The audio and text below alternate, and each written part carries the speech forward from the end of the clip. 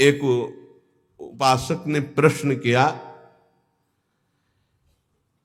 कि हम कभी ये जपते हैं, कभी ये जपते हैं, कभी इनकी सेवा करते, कभी इनकी सेवा करते, बड़ा मन चंचल और दुविधा में फंसा रहता है, क्या करूं? तो यहां पहला भक्ति का लक्षण है श्री गुरु चरणों का आश्रय लेना। श्री गुरु चरण पादाश्रया।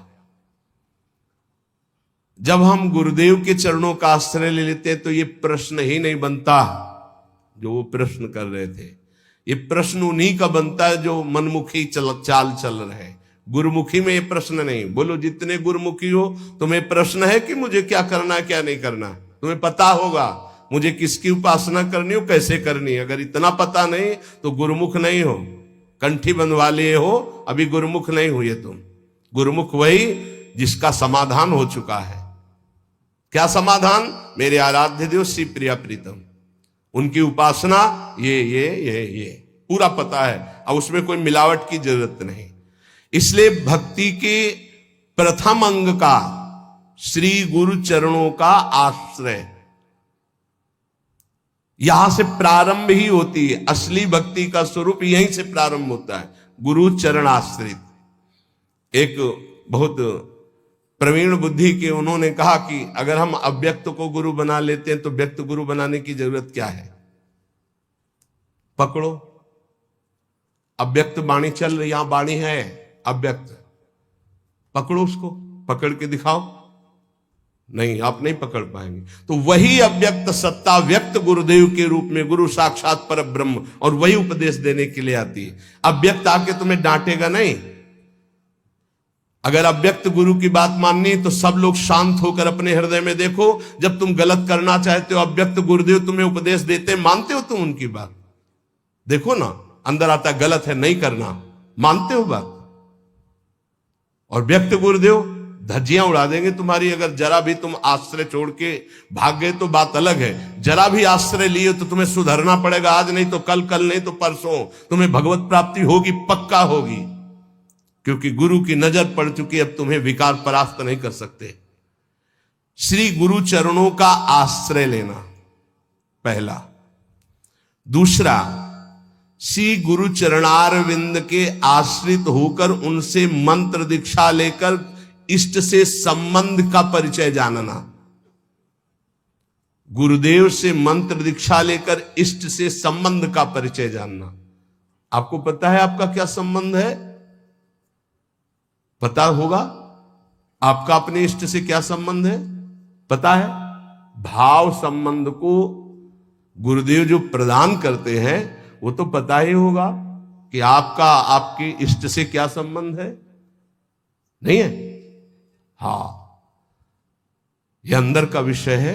अपने इष्ट से क्या संबंध है ये आपको पता होना चाहिए। गुरु मंत्र दीक्षा और इष्ट संबंध भक्ति के 64 अंगों में दूसरा। पहला है, सबसे पहला गुरु आश्रय। एक आए थे बहुत ज्ञानी जी, बहुत बड़े ज्ञानी जी। वो, मुझे मोह क्यों है? भ्रम हो गया है। ये भ्रम क्यों है? क्योंकि अज्ञान है। यह ज्ञान क्यों है? क्योंकि आप स्वीकार किए। ये आप कौन है?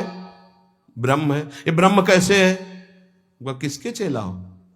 गुरु बनाया किसी को? बोले बनाने की चेष्टा की थी, किसी का नाम लिया, बोले बनाया तो किसी को नहीं। तो उनका कुछ नहीं हो तुम। वह क्यों है? माथे में तिलक लगाया, कोई प्रश्नवाचक चिन्ह का नहीं, देख के ही पता चल जाएगा कि संप्रदाय के हो। नहीं चल रहे, क्यों संप्रदाय के हो? नहीं, आप किस संप्रदाय के? बोले क्यों? किसके चेला हो? बोले क्यों के। तो ऐसे एक प्रश्नवाचक चिन्ह नहीं होता। तिलक लगाया कोई प्रश्नवाचक चिन्ह का, दूर से पता, दूर से डर जाएगा लोग, कौन संप्रदाय बोले क्यों वाला है। बच्चों, इसका समाधान नहीं है। क्यों क्यों क्यों? इसका उत्तर क्या है? आप बोलो इसका उत्तर क्या है? तो गुरु पादाश्रया पहला, और दूसरा है गुरु से मंत्र की दीक्षा और इष्ट संबंध। हर उपासक को पता होना चाहिए हमारा इष्ट से क्या संबंध है। तीसरा, विश्वास पूर्वक गुरु चरणों के आश्रित होकर उनकी सेवा करना, गुरु चरणों की सेवा करना। आज्ञा समन सो साहिब सेवा, गुरु की आज्ञा पे चलना। गुरु सेवा तज करें जबान, यह अधर्म यह सब हानि कान नरस कर बेरा है। देखो एक बात तो इतना समझ ही लो कि तुम मानो चाहे ना मानो, गुरु जी जो है वो भगवान ही है, दूसरा नहीं है। जितने भी गुरुदेव है सब भगवान है। और जब आप गुरुदेव से कोई भी कपट या छुपाव करोगे तो गुरुदेव के पास एक दृष्टि होती है। जैसे ऐसे देखो ना तो टेलीविजन में सब नहीं दिखाई देता, जो चैनल लगा वो चल पड़ता है, ऐसे चल पड़ता है, हर चैनल चल पड़ता है। तब हंसी आती है।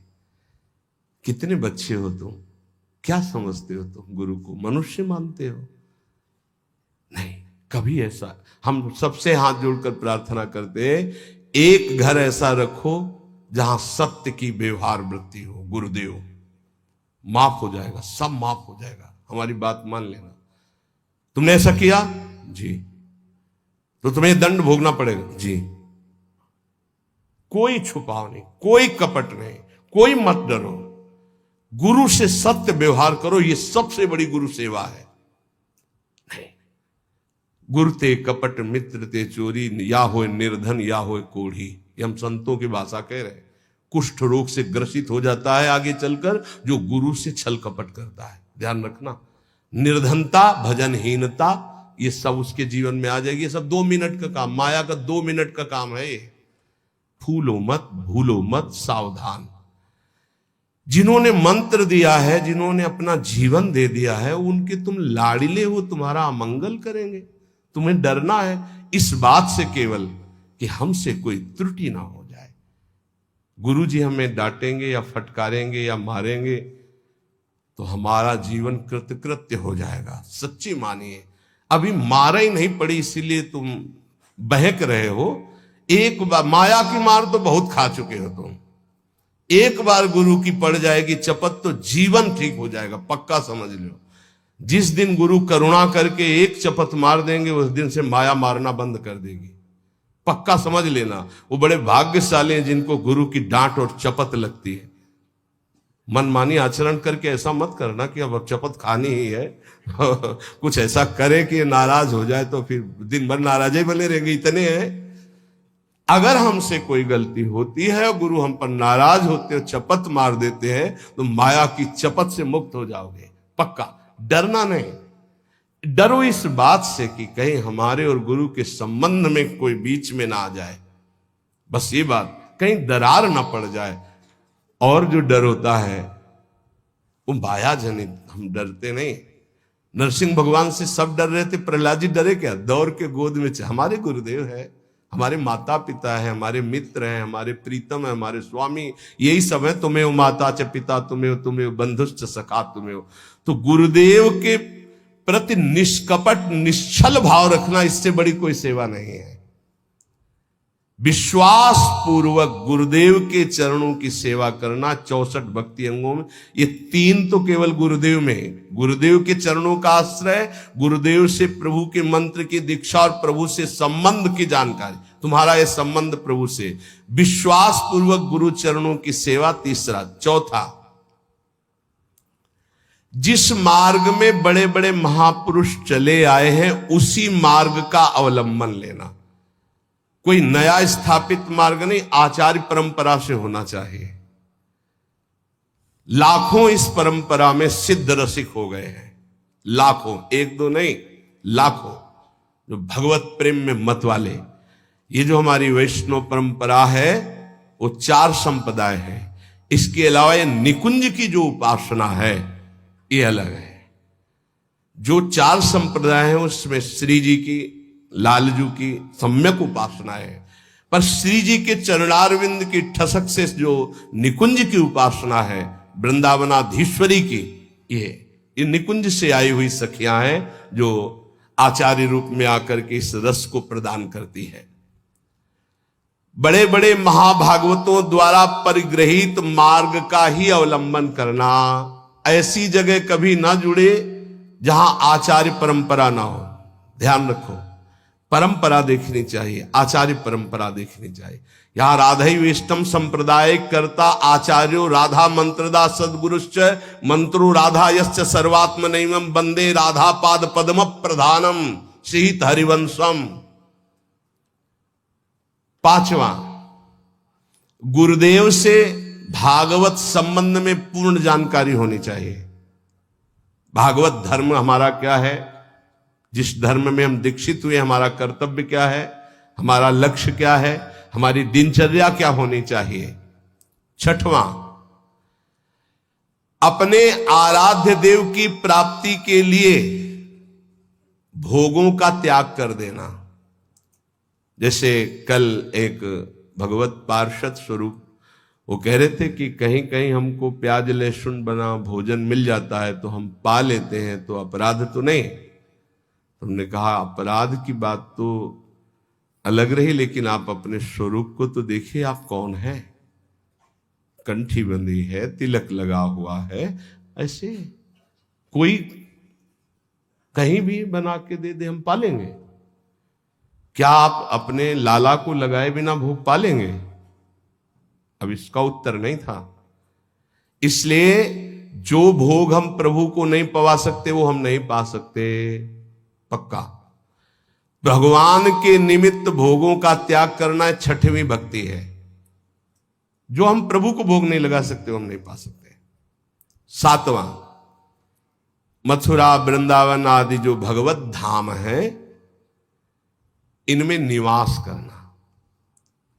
प्रभु के अपने आराध्य देव के, जैसे रामोपासक तो चित्रकूट है, अयोध्या है, कृष्णोपासक तो ब्रज 84 कोशिश, जैसे हम प्रियाजू के उपासक तो हमारा जीवन वृंदावन है।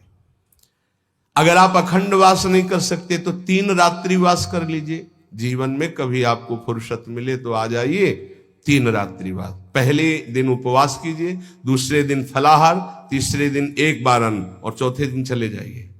नियम से रहिए। अगर आप कभी अवसर मिले तो कार्तिक मास है, सावन मास है, 10-15 दिन रुक गए, नहीं है तो 3 रात्रि रुक गए, नहीं ज्यादा है तो 24 घंटे रुक गए, लेकिन यात्रा करनी चाहिए। महाप्रभु चैतन्य देव जी ने जब जगन्नाथपुरी में नवद्वीप के सब वैष्णव जन गए थे तब यही कहा था कि गृहस्थी में विशेष भगवत आराधना का समय नहीं रहता, तो साल 6 महीने में ऐसा समय निकालना चाहिए कि 2-4 दिन साधु समागम करें, धाम वास करें, पुरी में वास करें, भगवत दर्शन, ऐसा करना चाहिए। अगर संयोग बन जाए तो 1-1, 2-2 रुपए जोड़ने चाहिए कि ये जाकर हम वहां पशु पक्षियों की सेवा कर देंगे, ठाकुर को भोग लगा देंगे, 2-4 संतों को भोजन पवा देंगे। गृहस्थी में ऐसा करना चाहिए। और जो विरक्त भाव में हो तो धाम आदि का ही सेवन करते हैं। 7वां यह है मथुरा वृंदावन ब्रज, ऐसे 84 कोश है हमारा परम पावन ये ब्रज धाम, तो निवास करना चाहिए जितने दिन हो सके। अखंड तो को हो, कोई विशेष भाग्यशाली ये लाभ लेता है। 8वां, किसी के द्वारा दी हुई वस्तुओं को अगर विरक्त है तो उतना ही स्वीकार करे जितनी आवश्यकता है, अनावश्यक नहीं। और गृहस्थ है तो किसी के द्वारा दी हुई वस्तुओं को स्वीकार ही ना करे। ये भक्ति का 8वां अंग है। आप गृहस्थ हो, आप अगर नमक रोटी भोग लगाओगे ठाकुर जी को बहुत अच्छा लगेगा। अपनी कमाई का, अपने दूसरे से लेने की जरूरत नहीं। ये जो चटोरापन आ जाता है फिर उससे भक्ति नष्ट हो जाती है, चाहे गृहस्थ हो चाहे विरक्त हो। विरक्त जितनी आवश्यकता हो, गृहस्थ अपनी धर्म की कमाई, दूसरे के आगे हाथ फैलाना गृहस्थ का धर्म नहीं। 9वां, व्रतों का सम्मान करना। 64 भक्ति अंगों में है। जो भागवतिक व्रत हैं उनका सम्मान करना, उन दिनों में व्रत रहना, ऐसा। लेकिन यहां वृंदावन नित्य विहार उपासना में विधि निषेध नहीं दास अनन्य उत्कृट व्रतधारी, यहां उत्कृट व्रत धारण किया गया है। ज्ञान धर्म व्रत कर्म जीते सब काहू में नहीं मोह प्रतीति, रसिक अनन्य निशान बजायो एक श्याम श्यामापद प्रीति। सर्वस्व महाप्रसाद प्रसिद्ध ताके, ये सर्वस्व श्री जी की जूठन के आगे हमारा कुछ नहीं। श्री जी का उच्छिष्टामृत, 8 पैर उनका दुलार। 10वां, आंवला है, पीपल है, तमाल है, ये वृक्ष हैं। आप परिक्रमा कर रहे हैं तो इनको दाहिने कर लीजिए, दाहिने करके निकलिए। अगर आपको सहज में दिखाई दे रहा है कि आंवला, पीपल, तमाल आदि, तो थोड़ा 4 कदम चलकर उसे दाहिने का अपनी परिक्रमा में ले लीजिए, प्रणाम कीजिए। इनका सम्मान करना ये भक्ति का 10वां अंग है। 11वां, जो भगवान की निंदा करने वाले हैं, भक्तों की निंदा करने वाले हैं, भक्ति की निंदा करने वाले, ऐसे भगवत विमुख को पहचान ले और उसका कभी संग न करे। ये भक्ति का अंग है। ऐसा संग, जिनके संग कुमति मति उपजे, करत भजन में भंग, तजोरे मन हरि विमुखन को संग।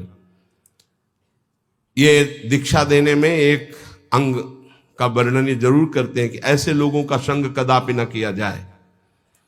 दूसरा कहते हैं कि भोजन, जैसे आप रिश्तेदार या नातेदार के यहां गए या कहीं गए, वहां मांस पात्रों में बनता है और आपने वैष्णो तिलक आदि लगा रखे, तो लोग आपको खीर पूड़ी बना के दें तो भी आपको नहीं पाना है, क्योंकि रसोई तो वही है, पात्र तो वही। हमारा वैष्णो धर्म आज्ञा नहीं करता ऐसा। इसीलिए भगवान के लिए भोगों का त्याग करना। 12वां, अनाधिकारी को शिष्य बना लेना। गुरु को नरक जाना पड़ता है, ध्यान रखना। ये व्यवहार का विषय नहीं है। हरे शिष्य धन शोक न हरे, सो गुरु घोर नरक मा परे। एक दिन एक गुरु शिष्यों के साथ जा रहे थे, तो एक बड़े केचुआ में, केचुआ समझते ना जो मिट्टी खाता है, लाल चींटी लगी थी हजारों। तो उनका गुरुदेव, कितना इसको कष्ट हो रहा होगा, क्या इसने ऐसा काम किया कि इसके कोमल शरीर को लाल चींटियां, लाल चींटी काट ले तो बहुत कष्ट होता, खुजलाता, दाग बन जाता बहुत। बोले हजारों इसके कोमल शरीर में लगे हैं। ध्यानस्थ हुए, कहा बेटा ये गुरु जी हैं, ये चेला है। ये गुरु जी हैं जो केचुआ बने हैं, और ये चेला है जो चींटी बनी। इनसे धन लिया है, भगवत प्राप्ति की कोई चर्चा नहीं। तो ये देखो ये लीला हो रही। एक न सुने एक नहीं देखा, गुरु शिष्य अंध बधिर कर लेखा।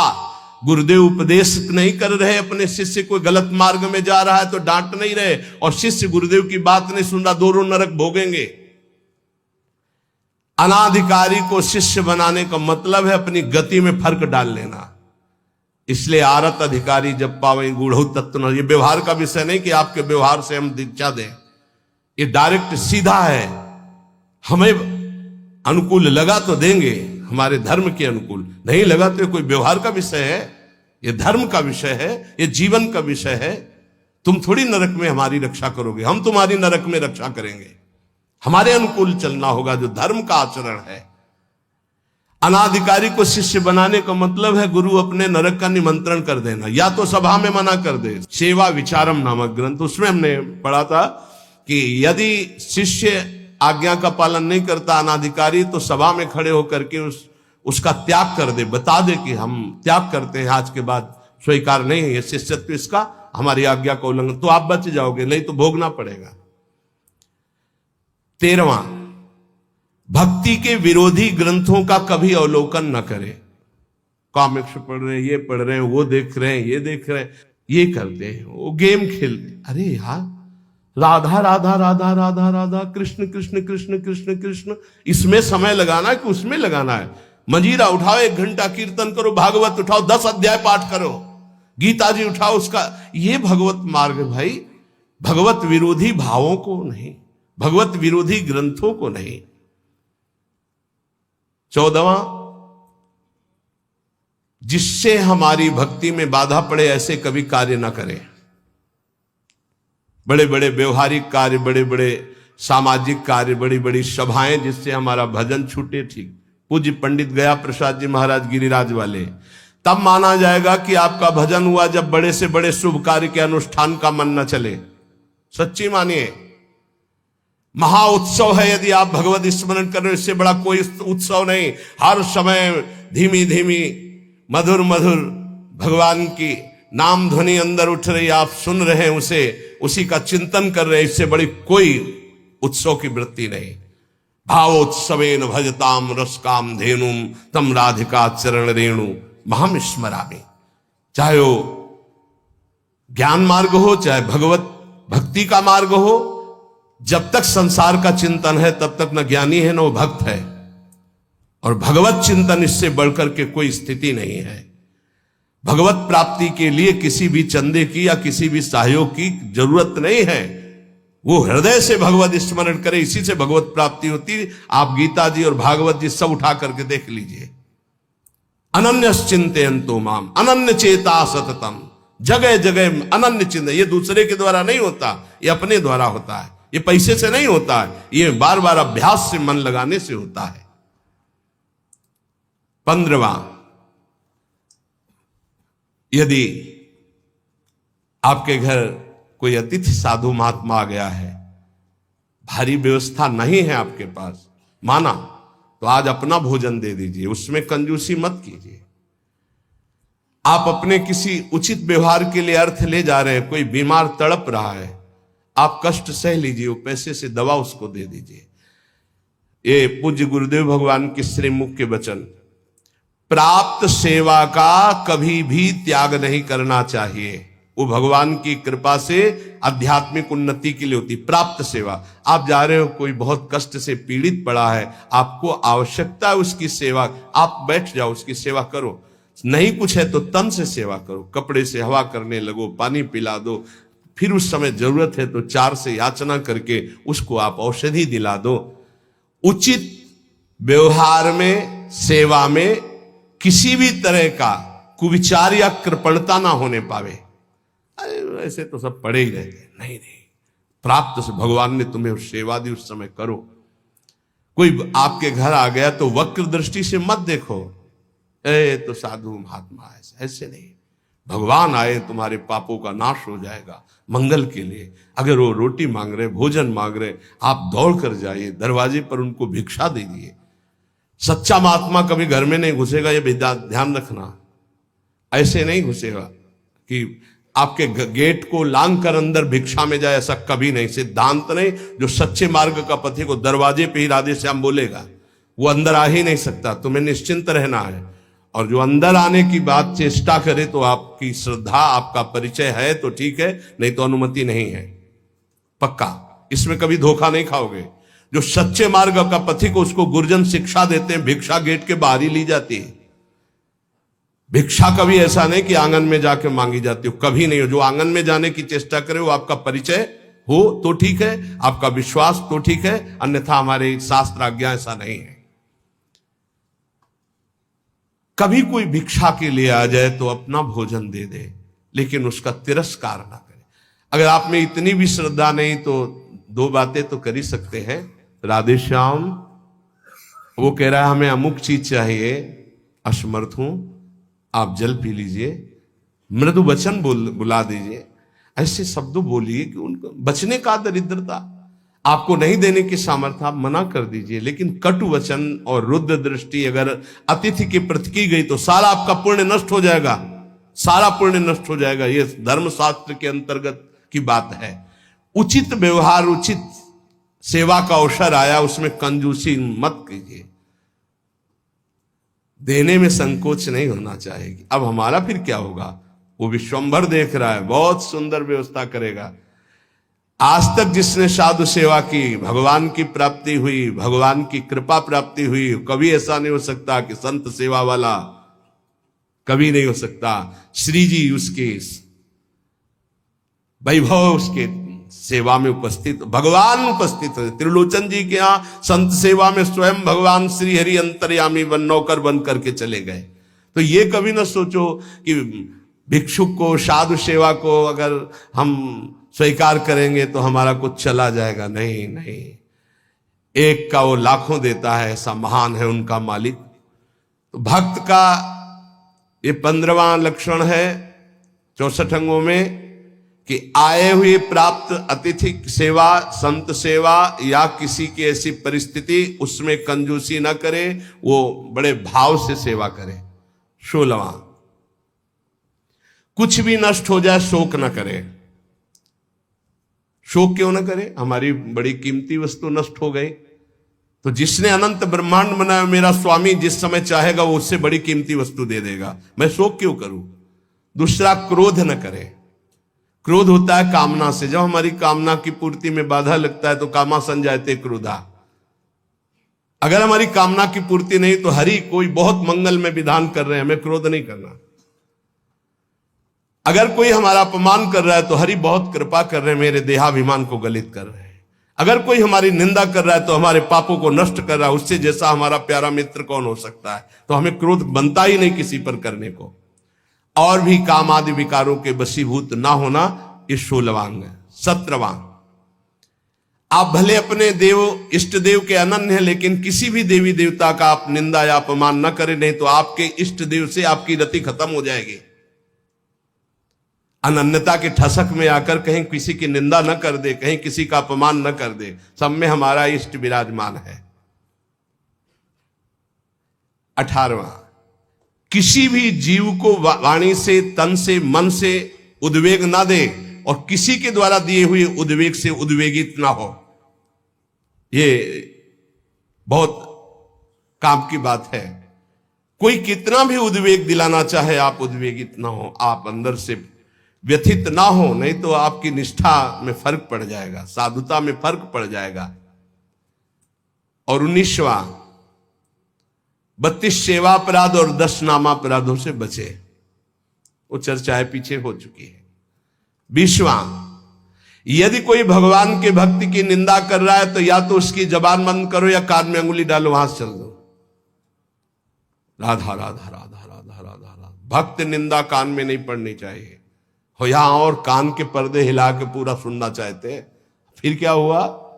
अच्छा, ऐसा लग रहा है कि मानो परमानंद की बात, भगवान की कभी चर्चा ऐसे नहीं सुनेंगे। उसमें तो झटके लग जाएंगे आलस्य के, लेकिन किसी की निंदा होने लगे फिर देखो पूरे कान के पर्दे खोल। क्यों? क्योंकि पतन की तरफ मन हमारा स्वाभाविक जाने के लिए तैयार रहता है। जैसे जल को छोड़ो नीच गति, ऐसे ही मन को छोड़ दो नीच गति। तो अगर किसी भी संप्रदाय के किसी भी संत भक्ति की निंदा हो रही है तो हमको वहां से हट जाना चाहिए या कान में अंगुली डाल लेना चाहिए, नहीं तो भारी अपराध लगता है। संत शंभु श्री पद अपवादा, कही सुनीता अस मर्यादा, काटी जीव तासु जो बसाई, श्रवण मूंद नत चले पराई। किसी भी संत भक्त महात्मा की निंदा हो रही और सभा में आप बैठे तो आप पाप के अधिकारी होंगे, आप हट जाइए, तुरंत हट जाइए। हरिहर निंदा सुनई जे काना, पाप लगे गौघात समाना। गौ हत्यारे को जो दुर्गति होती वही भगवान और भगवान के भक्तों की निंदा सुनने वाले की होती है, करने वाले की होती। दोनों अपराधी माने जाते हैं। 21वां, गुरु दीक्षा लेकर तिलक मुद्रा वैष्णव चिन्ह ना धारण करना, यह अपराध है। धारण करना चाहिए। अगर दीक्षा ले ली है, देखो हर आचार्य तिलक धारण करते हैं। आद्य गुरु भगवान शंकराचार्य, निम्बारकाचार्य, हर वैष्णव जन चाहे जिस मार्ग के पथी को सब तिलक धारण करते हैं, सब कंठी धारण करते। वो रुद्राक्ष, ये तुलसी जी की कंठी धारण करते हैं। ज्यादा सिद्धावस्था नहीं झाड़नी चाहिए। इष्ट तिलक लगाते हैं, आचार्य लगाते हैं, गुरुदेव लगाते हैं, और हम इतने ऐसे देखने को प्रमाद स्थिति मानी जाती है। सिद्धावस्था, सिद्धावस्था जब तुम्हें भोजन की याद न रहे, तुम्हें शौच लघु शंका की याद न रहे, तुम्हारी दिनचर्या अस्त व्यस्त है, तुम्हें पता नहीं, तुम भगवदाकार वृत्ति में डूबे हुए अवधूत स्थिति है, वो बात अलग है। उसके लिए लिखा, लिखंति भुजमूल तो न खलु शंख चक्रादिकम विचित्र हरि मंदिरम न रचयन्ति भालस्थले लसत्तु लसी मालिकाम ददत कंठ पीठे नवा गुरुर भजन विक्रमात् को ईते महाबुद्धया। वो ऐसी स्थिति को प्राप्त महापुरुष शरीर की सुध नहीं तो तिलक कौन लगावे, कौन कंठी बांधे, कौन दर्पण देख करके लगावे। लेकिन इतनी है स्थिति तो तिलक लगाओ। ऐसी स्थिति जो आचार्य स्वयं धारण करते हैं, तिलक गुरुदेव धारण करते हैं, तो बिना तिलक के 1 मिनट भी नहीं रहना चाहिए। जैसे सुबह आते तो पहले पूरे शरीर में रज और सूखी बट्टी से तिलक की रचना, क्योंकि उस समय नहीं होता कि हम बैठकर फिर आकर यहाँ तिलक रचना करके ऐसे। अगर हमें हमारे पास समय तो हम चाहे सूखी रज से ऐसे तुरंत तिलक बनावे, वो दिखाई नहीं देगा, पर 12 तिलक लगा के ही आगे बढ़ना चाहिए। स्नान के तुरंत बाद तिलक की रचना होनी चाहिए। और कंठी एक स्ट्रा में रख लेनी चाहिए। कभी ये टूटे तो तत्काल कंठी बांध ली, गुरु प्रदत्त प्रसादी करवा के रख लेनी चाहिए। वैष्णव चिन्हों को जरूर धारण करना चाहिए, माला मुद्रा आदि। 22वां है प्रभु के नाम अक्षरों को मस्तक पर, हृदय पे धारण करना। इसको इस रूप में ना ले कि जैसे लिखने में नाम अक्षर, ये नाम अक्षर माला धारण किए तो हम सोच के समय से उतार देते हैं। नाम अक्षर है हमारे इष्ट के, हमारे आराध्य देव के नाम अक्षर है। आराध्य देव का, गुरुदेव का नाम रूप विराजमान है, छाती से लगा रहता है। पर जब हम शौच आदि क्रिया कर तो इनको हम पवित्र स्थान में या अपने आस जो सैया है सिराने रख देते हैं या ऐसे उच्च स्थान पर रख देते हैं।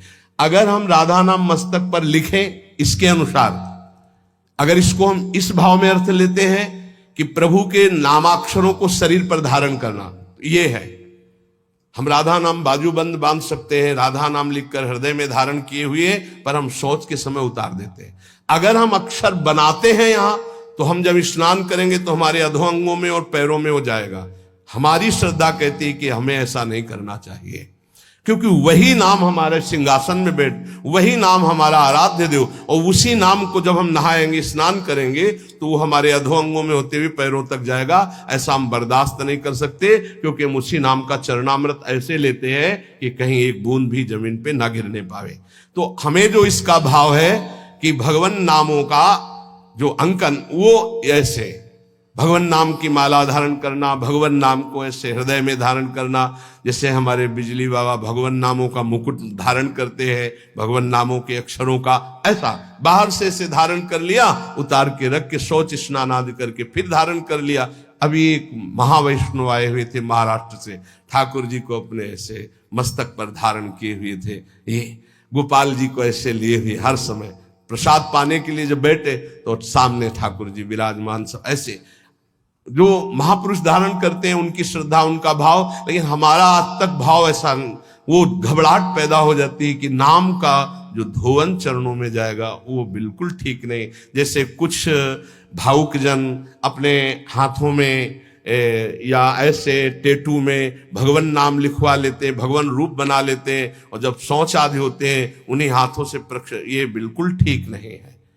आपको भगवत रूप पहना, यहां पहनिए, समय से उतार कर टांग दीजिए, फिर शौच स्नान करके फिर धारण कर लीजिए। ऐसा मत कीजिए जो ये अंकित करवाना है, तुम्हें ज्ञान नहीं। अब यहां लिखा है राधा कृष्ण, अब शौच तो वही पानी, वो हाथ धोना, वही नहाओगे वही, ये फिर नाम का जो प्रकाश है वो आनंद में नहीं आ पाएगा। ये बात, नाम का आदर, नाम का आदर करना। एक बार पूज्य राधा बाबा ने देखा कि ठाकुर घनश्याम दास जी गीता वाटिका बैठे ही अंगुली से ऐसे लिख दिया राधा, और बाबा उधर से निकले तो कहा, अरे ठाकुर ये गलती क्या कर दी, अब इसके एक कण में भी पैर पड़ेगा सारे सुकृत नष्ट हो जाएंगे। राधा नाम लिखा, बैठ गए बाबा, पूरी रथ समेटी, एक एक सब समेट करके और तुलसी के घेरे में डाला, का ठाकुर ऐसी गलती मत करना। नाम को जो पहचान गए, नाम को जो जान गए, वो नामी को अधीन कर लेते हैं। इसलिए नाम का आदर करना है, पर ऐसे लिखना, ऐसे धारण करो।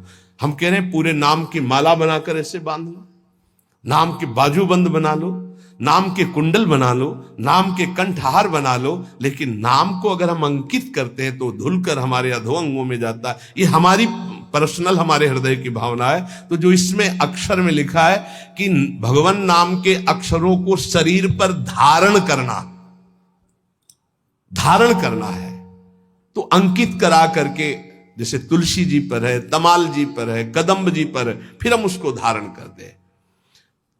23वां, प्रभु को निवेदित माला, पुष्प, तुलसी आदि का बड़े आदर के साथ सेवन करना।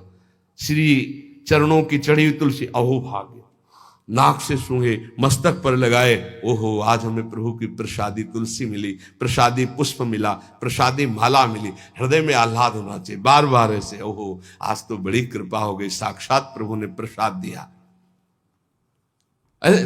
धर दो, हाँ धर दो, ऐसे नहीं, तत्काल उसको प्रणाम करो और माला को माथे पे लगाओ, सूंघो, तुम्हारी इंद्रियां पवित्र हो जाएंगी, भगवत भक्ति बढ़ेगी।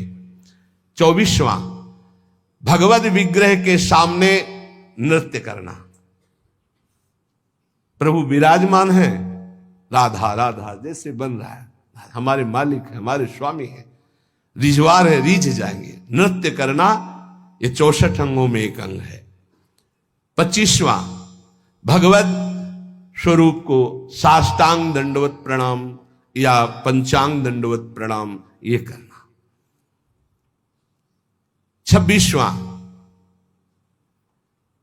जैसे गुरुदेव पधारे या भगवत विग्रह पधार रहे तो सबको खड़े हो जाना चाहिए।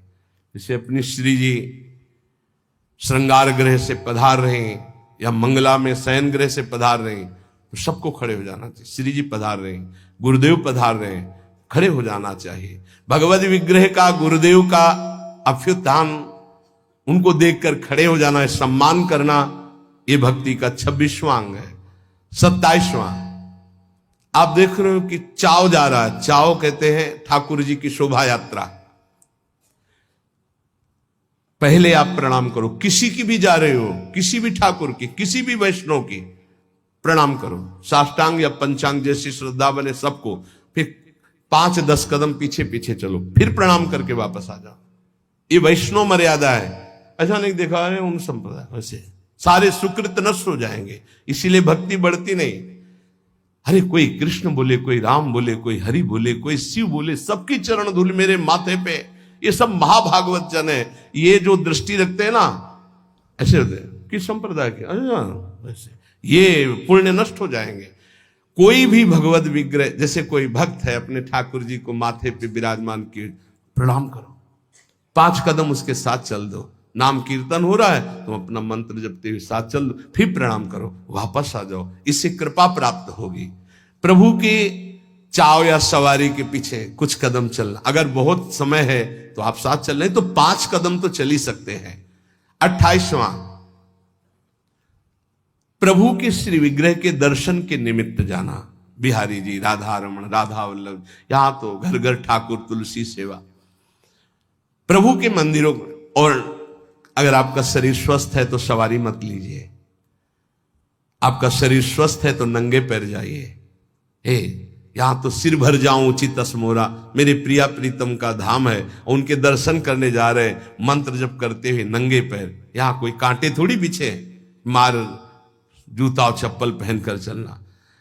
सही बात, बड़ा दुर्भाग्य है अगर ये पहनकर अपने को चलने को होता है। ये तो डॉक्टर मना किए कि वैसा ऐसा नहीं, तो जीवन भर हो गया नंगे पैर ही रहे हैं। जो सुख मिलता है रज स्पर्श से, पादुका, ये दुर्भाग्य है। प्रभु के मंदिर कम से कम, अब कोई कई तो सीढ़ियां भी चढ़ जाते हैं पादुका से, क्या करें, नहीं तो पादुका पहने दर्शन करें। अरे प्रथम सीढ़ी में पैर रखने के पहले तो पादुका उतार दे कहीं। अगर तुझे पादुका में चित्तवृत्ति लगी रहेगी तो पैर के ही मत जा। क्या कांटे बिछे हैं प्रभु के धाम में, मंदिर में दर्शन करने, इतना तो कर ले। 29वां, प्रभु के मंदिर में दर्शन करके 4 प्रदक्षिणा करना। अगर समय नहीं तो दाहिने करते हुए जाओ, दर्शन करके निकल जाओ। समय है तो 4 प्रदक्षिणा कर लेनी चाहिए, ये बहुत लाभ प्राप्त होता है। 4 प्रदक्षिणा हमारे श्री प्रिया प्रीतम जी की होती है। 30वां, प्रभु के श्री विग्रह विराजमान करना और उनकी सेवा करना, ये वैष्णव धर्म है। सबके पास सेवा होनी चाहिए, चाहे नाम सेवा हो, चाहे रूप सेवा हो, छवि सेवा हो, श्री विग्रह सेवा हो, सेवा होनी ही चाहिए। क्योंकि बिना सेवा किए मानसिक सेवा में प्रवेश नहीं, और बिना सेवा के आप जी कैसे सकते हैं, पानी कैसे पीते हैं, भोग कैसे पाते हैं, जब भोग लगा लेते हैं तब पाते हैं। तो प्रगट में सेवा हर वैष्णव के पास होनी चाहिए, चाहे राधा नाम की ही सेवा क्यों ना हो। 31वां, प्रभु के लिए परिचर्या करते हुए पंखा डुलाना, चंवर डुलाना, माला गूंथना, चंदन घिसना, जहां प्रभु विराजमान हुआ सोहनी लगा करके पोछा लगाना, विविध प्रकार की भोग तैयारी करना, ये विविध प्रकार की जो परिचर्या है ये बहुत बड़ा लाभ प्रदान करती है।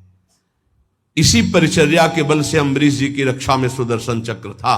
चक्रवर्ती सम्राट होते हुए स्वयं पोछा ठाकुर जी के लिए लगाते थे, स्वयं परिचर्या करते थे। ये छोटी मोटी बात नहीं जो आप पंखा करते हो, चंवर करते हो, श्री जी की सेवा में हो, साक्षात श्री जी ने स्वीकार किया है, चाहे वो कोई गेट सेवा में हो, चाहे वो सब श्री जी की सेवा में, सेवा परिचर्या से आराध्य देव को अधीन किया जाता है। 32वां, प्रभु के सम्मुख बैठ करके उनके गुणों का गान करना, उल्लसित होकर गाना चाहिए। प्रभु राग रंग नहीं देखते। मानत अपनो भाग राग करत अनुराग बिन दीखत सकल अभाग श्री हरिवंश कृपा बिना। बहुत सब राग रागिनियों का ज्ञान है, लेकिन अनुराग नहीं है तो प्रभु नहीं रीझते। हाँ, लोग तो रीझ जाएंगे, प्रभु नहीं रीझेंगे। अब देखा है राग रागिनियों में प्रधानता रखने वाले पर, और लोगों की तालियां या लोगों का भाव देखते हैं। प्रभु बैठे उनकी तरफ पीठ है, ऐसे प्रभु हैं, ऐसे बैठे राग रागिनी, आओ सामने तालियां बज रही, सामने बज रहे। मानत अपनो भाग राग करत अनुराग बिन दीखत सकल अभाग। कोई राग नहीं आता, आप ऐसे गा रहे तो वाह वाह ठाकुर जी बोल उठेंगे जिस दिन भाव से गाओगे। नाम बाणी जहां श्याम श्यामा तहां, नाम बाणी सुनत श्याम श्यामा सुबस। प्रभु के सम्मुख गान करने का सौभाग्य जानते हो, ये जो आप लोग बैठकर गान करते हो, बड़ी विशेष कृपा है। उनके लीला गुण गायन से बहुत जल्दी वो प्रसन्न हो जाते हैं।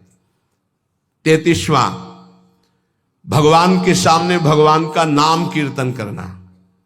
ये जो आप लोग करते हैं, हाँ, हृदय आह्लादित हो जाता है। राधा राधा जब आलाप लेते हैं तो जैसे दूध गैस में चढ़ाओ तो उफान नहीं आती, ऐसे भक्तों के हृदय में उफान आनंद की आती उच्च स्वर से नाम कीर्तन सुनकर। 34वां, इष्ट मंत्र का जाप का नियम होना। जैसे गुरुदेव देते 11 माला, 21 माला, 33 माला, जो भी, वो संख्या जरूर पूरी करनी चाहिए। इष्ट मंत्र की जो संख्या है गुरुदेव ने जो दिया है, ये भक्ति का अंग है, जरूर पूरा करना चाहिए। ध्यान देना चाहिए कि हमें इतना मंत्र जो गुरुदेव ने कहा वो जपना ही जपना है। इष्ट मंत्र का नियम पूर्वक जप का ये भाव गुरुदेव ने जो दिया उसको पूरा करना चाहिए। 35वां, रोज प्रभु से प्रार्थना करनी चाहिए, उनकी कृपा मांगनी चाहिए। रो रो कर उनके दर्शन की इच्छा, उनके प्रेम की इच्छा, उनके चिंतन की इच्छा, यही हमारी भिक्षा, ऐसा मांगना चाहिए। रोज 4 शब्द तो बोलना चाहिए, लाडली जी कृपा करो। अपना निरंतर नाम हमारे हृदय में चला दो। प्रिया जो और कोई चिंतन न बन पावे, बस आपका चिंतन बना रहे, ऐसा मन से बातें करनी चाहिए, वही प्रार्थना है। 36वां, महापुरुषों के द्वारा गाए हुए स्तोत्र और पदों का गायन करना चाहिए। जैसे चतुरासी जी है, ये सब स्तोत्र ही है। श्रीमद राधा सुधा निधि, एक एक श्लोक सब प्रार्थना भरे हुए हैं। स्तोत्रों का गायन करना चाहिए। 37वां, प्रभु के निवेदित किए हुए प्रसाद का बहुत महत्व रखना चाहिए। जैसे प्रसाद आया तो खड़े हो जाना चाहिए। भगवत प्रसाद आया, प्रणाम करके हाथ में जो तत्काल पाना चाहिए, तत्काल। प्रसाद की महिमा चाहे किनका तत्काल, ऐसा नहीं रख दो फिर पा लेंगे समय आने पर, अभी हमारे पास समय नहीं, ये अपमान हो गया प्रसाद। भगवत प्रसाद का सबसे पहला सम्मान माथे पे लगाओ, प्रणाम करो। अगर आप बैठे हो प्रसाद आया तो खड़े हो जाओ, पहले प्रसाद का सम्मान करो, भगवत स्वरूप मानना। एक कह रहे थे कि हम कुछ भी पाते हैं तो हमारा भजन रुकता है, तो हमका कुछ क्यों पाते हो? गुरु प्रसाद पाओ, भगवत प्रसाद पाओ। हाँ बोले वही तो हमका उसे कुछ में क्यों बोले? भगवत प्रसाद पाने से भजन में विक्षेप पड़ता है। बोले असली बात है कि विक्षेप पड़ जाता है, तो यहां तक टिटुआ तक कौन बोला कि खाओ? थोड़ा प्रसाद पाओ और देखो भजन होता है कि नहीं होता है। अब हलवा पूड़ी सब तो ठाकुर जी हजम कर पाएंगे, वो तो विश्वम्भर है, वो तो आग पी गए, तुम पियोगे क्या? वो तो पी गए आग, दावानल में सब सखाओ जब गौएं हुई, ऐसे कह के मुंह पे पी गए। देखो भगवत प्रसाद किनका लो, मधुकरी भरपेट पाओ। जो मंदिर से प्रसाद मिले तो किनका ले लो, ये सिद्धांत वैष्णवों का रहा है। एक बार झाड़ू मंडल के पूज्य महाराज बलराम दास जी महाराज, उनको वृद्ध अवस्था में एकदम काम वेदना जागृत हो गई। वो कोई माताएं स्नान करेंगी तो दृष्टि, तो उन्होंने कहा कि अब जीवन को नहीं रखेंगे, गलत भाव आ गया। तो सब भक्तों ने कहा कि चलो वृंदावन की परिक्रमा लगाते हैं। तो नाम कीर्तन करते हुए परिक्रमा लगाई तो जो विकार आया था वो हट गया। बहुत बड़ा प्रभाव है, जिससे आपका ज्यादा दिमाग संसार की तरफ आकर्षित होने लगे। तो कोई अन्न चला गया दूषित, तो आप वृंदावन की गिरिराज जी की परिक्रमा लगा लो, पूरा नशा उतर जाएगा, जो अन्न आदि का दोष का है वो नष्ट हो जाएगा। उन्होंने कहा कल प्रसाद कहां से पाया? तो कहा गोविंद देव जी का। उस समय गोविंद देव जी विराजमान थे। गोविंद देव जी का प्रसाद भला कैसे? गए और जो श्रीअंग सेवी थे उनसे पूछा कल गोविंद जी का भोग कहां से लगा? बोले कलकत्ता की वैश्या ने लगवाया। तो गोविंद जी से कहा भोग है ना, आपका प्रसाद न पाओ तो वो अपराध बने, प्रसाद पाओ तो काम दोष जागृत हो। इसका मतलब क्या है? वो तो सीधे ठाकुर जी से बात। तो ठाकुर जी ने कहा बाबा प्रसाद पाने के लिए कहा था, भरपेट पाने को कौन कहता है? इतना किनका लो प्रसाद का? हमारा पूरा संसार है, हम तो सबके पाएंगे, हम तो सबके लाड़िले हैं। तुम्हें जरा सा किनका लेकर हमारे प्रसाद की रक्षा करनी और पेट भरना माधुकरी से, भिक्षान्न के द्वारा। भगवान के निवेदित प्रसाद को ग्रहण करना। अच्छा, अब जैसे प्रियालाल का भोग है, रोज खीर, हलवा, पकौड़ी, कचौड़ी, 50 प्रकार के भोग लगते हैं। अब रोज पाओगे तो तोंद चिकनाएगी, भजन में रस थोड़ी आएगा। पक्का समझो, भजन में तब रस आएगा जब इतना किनका ले लिया। और देखो अपने लोग तो उपासक हैं। श्री स्वामी हरिदास जी महाराज ललिता जी के अवतार, कोई साधक नहीं है, पर 56 भोग बिहारी जी का लगा। उत्तम भोग लगाए मोर मरकट को सेवएं। वृंदावन के मोर मरकट को ऐसे ऐसे करके चीख लेते, और चना, आप चना पाके रहते सूखे। बिहारी जी का भोग 56 भोग, उत्तम भोग लगाए मोर मरकट को सेवएं। वृंदावन के मोर मरकट गाय आदि को दे दे, भगवत प्रसाद है, पाओ तुम। हम क्या पा रहे हैं? जरा किनका लिया और सूखे चना। भगवान के चरणामृत का पान करना आदर। जब चरणामृत लेने का अवसर आए, 38वां नंबर, तत्काल ऐसे हाथ में ऐसे वस्त्र लगा के चरणामृत लेना। कोई कोई तो हमने राधा वल्लभ जी ने सुना, ए पानी दे दो हमको भी जल। ऐसे नहीं बोला जाता। चरणामृत पानी, चरणामृत जल है? नहीं नहीं, भगवत चरणामृत तो बेचारे जानते नहीं है ना। ऐसे सदैव लेना चाहिए कि एक बूंद भी पैर में ना गिरे। ऐसे लेकर चरणामृत का पान करना। और रोज नियम बना लो, सबसे प्रार्थना है कि बिना चरणामृत के तुम्हारी दिनचर्या शुरू नहीं होनी चाहिए। स्नान किया, रज लगाई, तिलक लगाया, चरणामृत लिया, अब हमारी दिनचर्या शुरू होगी। जब तक जबान, हम ये परम वैष्णव की बात करें, जबान में चरणामृत नहीं गया तब तक और प्रसाद नहीं पाएंगे। पहले चरणामृत। और 39वां, प्रभु को चढ़ी हुई सुगंधित इत्र, धूप आदि ग्रहण। इत्र का जैसे फूहा श्री जी के अंग, बहुत मंगलमय श्री ओ से गंधारी, मेरी प्रियाजू के श्री अंग का स्पर्श किया। इसीलिए इन प्रेमी जनों को समझ पाना मुश्किल होता है। अब इत्र की सुगंध आ रही, पान का बीड़ा मुख में लगा हुआ है, तो लगता है कि कैसे पान खाए हुए जो निषेध है, माला पहने हुए जो निषेध, संत को इत्र लगाए हुए जो निषेध। पर ये निषेध नहीं है, यहां ये विधि है। वैष्णव सेवा, वैष्णव संप्रदाय में, भगवत आराधना में ये विधि है। प्रभु को चढ़ा हुआ इत्र और धूप आदि की गंध लेना, सुगंध लेना, इससे भक्ति बढ़ती है। 40वां, पवित्र होकर ही भगवत विग्रहों का स्पर्श करना, अपवित्र दशा में नहीं। पर बहुत पवित्रता का थोड़ा निर्वाह आजकल बहुत कठिन हो गया है। अब इतने बढ़िया बाथरूम बने हुए कि रज का तो छू नहीं सकते हैं, वही साबुन से ऐसे कर लिए तो हमारी दृष्टि में अपवित्र ही मानते हैं हम। अगर रज का सेवन नहीं तो अपवित्र ही है। और अगर आप कि वस्त्र उस शौचालय वाले पात्र में वो है ना, उसमें छू गए तो हम अपवित्र ही मानते हैं, वो सेवा लायक नहीं। बहुत संभाल करके, आजकल वो अटैच बाथरूम है ना, बहुत संभाल करके, पवित्रता बड़ा कठिन हो गया है। 41वां, जब दर्शन करने जाए तो आचमन करके पवित्र होकर के ही भगवत दर्शन करने जाए।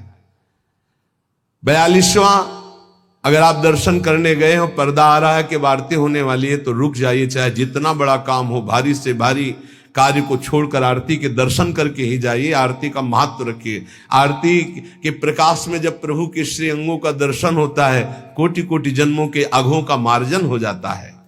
43वां, अगर कहीं भगवत चर्चा हो रही, कथा हो रही, भगवत नाम कीर्तन हो तो रुक जाओ, 2 मिनट बैठ जाओ। एक घड़ी आधी में पुनियादि, तुलसी संगत साध की कोटि कटे अपराध। अगर भगवत चर्चा हो रही, कथा, यहां क्या हो रहा, सत्संग, बैठ जाओ। आधी में पुनियादि, 12 मिनट बैठ जाओ, 6 मिनट बैठ जाओ, कुछ शब्द पढ़ जाएंगे, तुम्हारा मंगल हो जाएगा। नाम कीर्तन हो रहा है, भगवत कथा हो रही, कोई संत भगवान बोल रहे, 2 मिनट सुन लीजिए, तुम्हारा मंगल हो जाएगा। भक्ति का अंग है। हाथ जोड़ करके वहां बैठ करके सुना, ज्यादा समय नहीं तो 10 ही मिनट सुना, चल दिया। 44वां, हर समय भगवत कृपा, गुरु कृपा की बाट जोहते रहना। गुरुदेव की कृपा की याचना करते रहना, भगवत कृपा की याचना करते रहना, क्योंकि इसी कृपा से सारी निर्विकारिता आती। गुरु कृपा से ही निर्विकारिता, भगवत कृपा से ही आती है। 45वां, नित्य निरंतर भगवान के नाम का जाप करना। मंत्र जाप का नियम तो है ही, लेकिन उठते बैठते चलते फिरते श्वास श्वास में अपने आराध्य देव के नाम का जप करना। 46वां, नाम जप करते हुए रूप के ध्यान का अभ्यास करना। श्री आधा वल्लभ लाल को हृदय ध्यान, मुख नाम, मुख में नाम और हृदय में उनका ध्यान। 47वां, अपने द्वारा जितने भी कर्म हो रहे हैं शुभ भागवतिक, सब भगवान को अर्पित करना। अपनी दिनचर्या को जांचना कि भगवत विमुख कोई कार्य तो नहीं हो रहा है। अगर गलती हुई है तो भगवान के सामने प्रायश्चित करो कि हमसे गलती हुई नाथ, हृदय में जलन पैदा करो, आगे से वो गलती ना हो, और सब भागवतिक कार्य भगवान को अर्पित करे। 48वां, हर समय दृढ़ विश्वास रखना प्रभु हमारी रक्षा करेंगे। निश्चित भगवान हम पर कृपालु हैं, हमारा कोई बाल बाका नहीं कर सकता। हर समय दृढ़ विश्वास रखना। 49वां, जो बहुत प्रिय वस्तु है भगवान को समर्पित करना।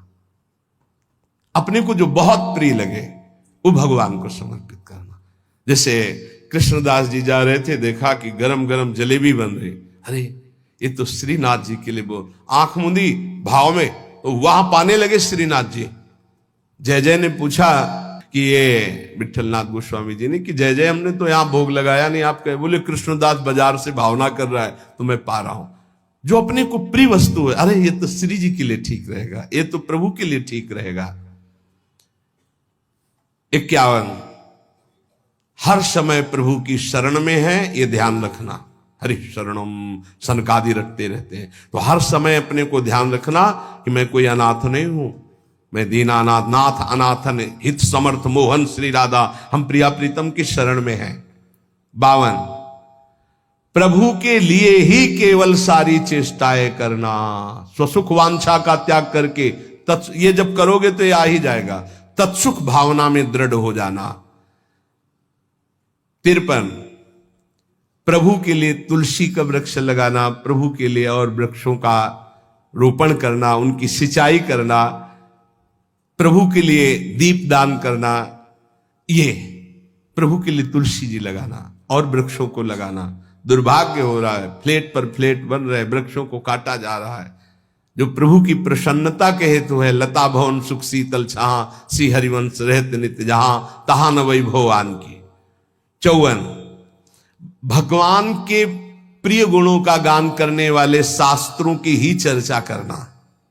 और भी बहुत से शास्त्र, पर हम भगवान की महिमा से युक्त गुणों का जो रचनात्मक स्वरूप भगवान व्यास देव जी और बड़े बड़े महर्षियों ने किया, हम उनका गान करते, या जो आचार्यों ने गान किया। 55, भगवत धाम में प्रीति करना। जैसे हमारे आराध्य देव का निज धाम वृंदावन है, ये हमारा जीवन, हमारा प्राण, ऐसा प्रीति करना।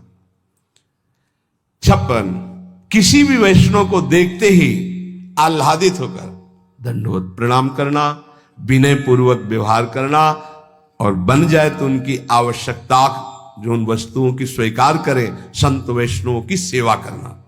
ये भक्ति बढ़ाने वाला है। यथाशक्ति भगवान के जो उत्सव आते हैं उनको मनाना, कृष्ण जन्माष्टमी, रामनवमी आदि आदि, यथाशक्ति जितना अपने पास है उसके हिसाब से हम उत्सव मना रहे हैं। दामोदर मास, कार्तिक मास का आदर करना। आप गृहस्थ हैं, अन्य समय नहीं मिलता, आ गए कार्तिक मास में 2-4 दिन रुके, नाम कीर्तन, पाठ, भजन, संत सेवा आदि, परिक्रमा आदि ऐसा करके चले गए। समय है, पूरे महीना रुक गए। 49वां, भगवान के उत्सवों को यदि अकेले ना कर पाए तो और लोगों को भी सम्मिलित करके विशेष रूप से भगवान की जन्माष्टमी आदि को मनाना। 60वां, भगवत विग्रह को साक्षात श्री भगवान मानना, ना कि उसमें कोई धातु बुद्धि, पाषाण बुद्धि आदि देखना। एक भक्त कह रहे थे, हमें बहुत दुख होता है जब कोई हमसे पूछता है कि तुम्हारे ठाकुर का संगमरमर के हैं या धातु के हैं या ऐसे हैं, तो मुझे बहुत कष्ट होता है। तुम का कष्ट ना करो, यद्यपि आपकी प्रियता बहुत सही, पर सामने वाला नहीं जानता है इसलिए ऐसे पूछता है, ये अपराध है, ऐसे नहीं पूछना चाहिए। भक्तों का हृदय दुखी होता है क्योंकि उनके लिए वो साक्षात भगवान है। 60वां, भगवत विग्रह और भगवत भक्तों की सेवा का प्रधान भाव होना,